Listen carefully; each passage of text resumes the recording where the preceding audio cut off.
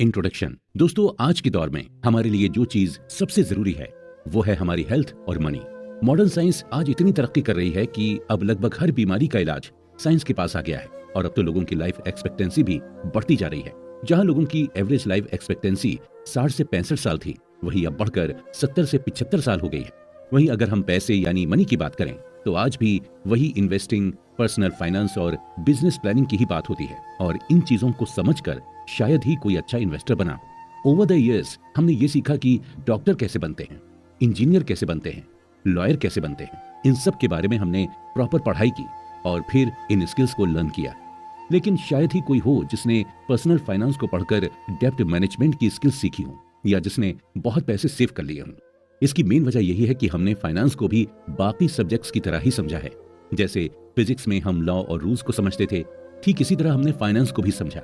हमने फाइनेंस के फॉर्मूलाज और रूल्स सब याद कर लिए और यहीं पर हम गलती कर जाते हैं, क्योंकि फाइनेंस को फिजिक्स की तरह नहीं समझा जाता है, बल्कि फाइनेंस या यूं कहें हमें मनी की साइकोलॉजी को समझना होता है। दोस्तों, जिस बुक पर डिस्कशन करने जा रहे हैं उस बुक का नाम है psychology of money, timeless lesson on wealth, grid and happiness और इसके ऑथर हैं मॉर्गन हॉसेल। दोस्तों, पैसा आपको हर जगह दिखेगा और पैसा ही हमारी लाइफ को अफेक्ट करता है और हमें कंफ्यूज भी करता है। हर इंसान का पैसे को लेकर अलग अलग परसेप्शन है और हर इंसान अपने अपने परसेप्शन के अकॉर्डिंग ही बिहेव करता है। ऑथर कहते हैं कि फाइनेंस को लेकर अक्सर हम यही सोचते हैं कि इसे भी बाकी सब्जेक्ट्स की तरह ही फॉर्मूलाज और रूल्स के हिसाब से समझा जा सकता है और अक्सर हम फाइनेंस को समझने के लिए कई सारे फार्मूलाज और रूल्स का यूज भी करते हैं। लेकिन फिर भी कई बार ऐसा भी होता है कि सारे फार्मूलाज और रूल्स अप्लाई करने के बाद भी हम फाइनेंशियली स्ट्रांग नहीं हो पाते।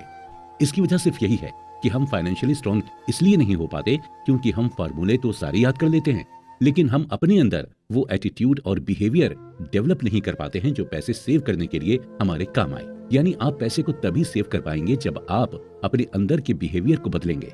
आप अपने अंदर ये साइकोलॉजी डेवलप करेंगे कि आपको वाकई में पैसे सेव करने हैं और आपको फाइनेंशियली फ्री होना है। दोस्तों, आज की इस बुक समरी को जब आप सुनेंगे तो आपको ये मालूम होगा कि साइकोलॉजी ऑफ मनी एक्चुअल में होती क्या है, किस तरह अपने बिहेवियर की वजह से ही हम रिच और पुअर बनते हैं।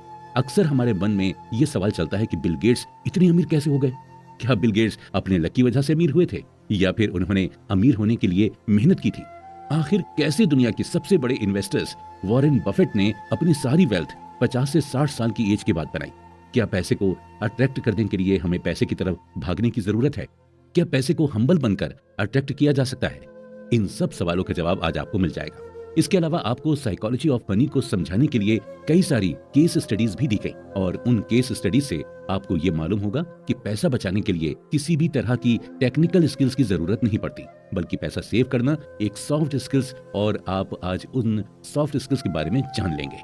आज इस डिस्कशन में पैसों को लेकर आपका जो भी परसेप्शन है वो चेंज हो जाएगा। अगर आप अमीर दिखना नहीं बल्कि बनना चाहते हैं तो चलिए इस इंटरेस्टिंग डिस्कशन को आगे के एपिसोड्स में कंटिन्यू करते हैं।